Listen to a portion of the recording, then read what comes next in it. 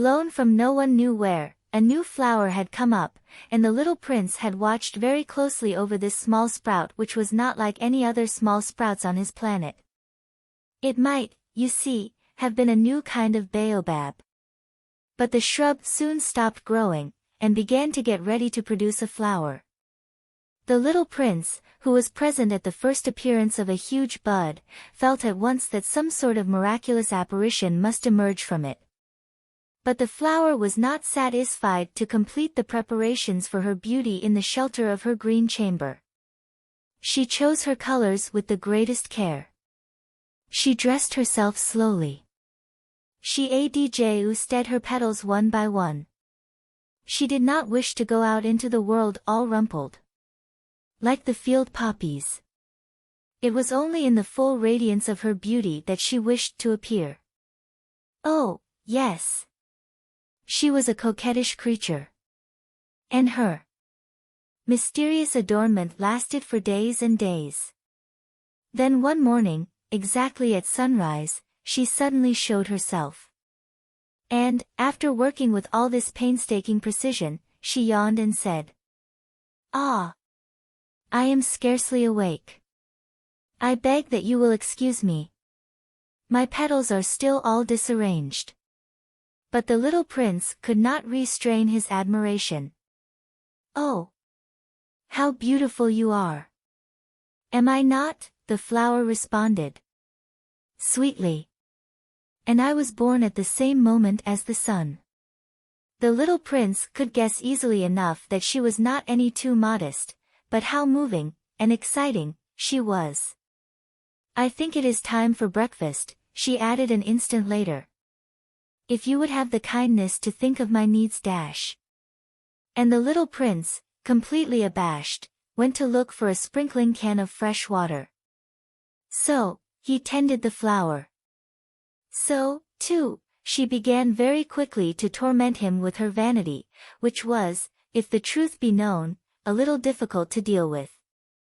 One day, for instance, when she was speaking of her 4 thorns, she said to the little prince, "Let the tigers come with their claws." "There are no tigers on my planet," the little prince objected. "And, anyway, tigers do not eat weeds." "I am not a weed," the flower replied, sweetly. "Please excuse me. I am not at all afraid of tigers," she went on, "but I have a horror of drafts." "I suppose you wouldn't have a screen for me?" "A horror of drafts, that is bad luck, for a plant," remarked the little prince, and added to himself, "This flower is a very complex creature. At night I want you to put me under a glass globe. It is very cold." "Where you live?" "In the place I came from dash." But she interrupted herself at that point. She had come in the form of a seed. She could not have known anything of any other worlds. Embarrassed over having let herself be caught on the verge of such a na-1v untruth, she coughed 2 or 3 times, in order to put the little prince in the wrong. "The screen? I was just going to look for it when you spoke to me."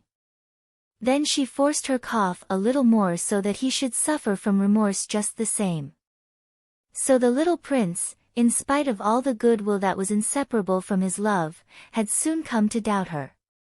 He had taken seriously words which were without importance, and it made him very unhappy. "I ought not to have listened to her," he confided to me one day. "One never ought to listen to the flowers. One should simply look at them and breathe their fragrance. Mine perfumed all my planet. But I did not know how to take pleasure in all her grace. This tale of claws, which disturbed me so much, should only have filled my heart with tenderness and pity." And he continued his confidences, "The fact is that I did not know how to understand anything.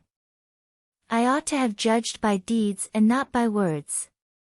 She cast her fragrance and her radiance over me.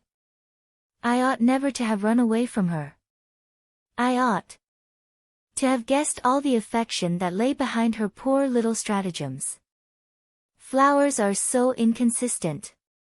But I was too young to know how to love her. I believe that for his escape he took advantage of the migration of a flock of wild birds. On the morning of his departure he put his planet in perfect order. He carefully cleaned out his AC volcanoes.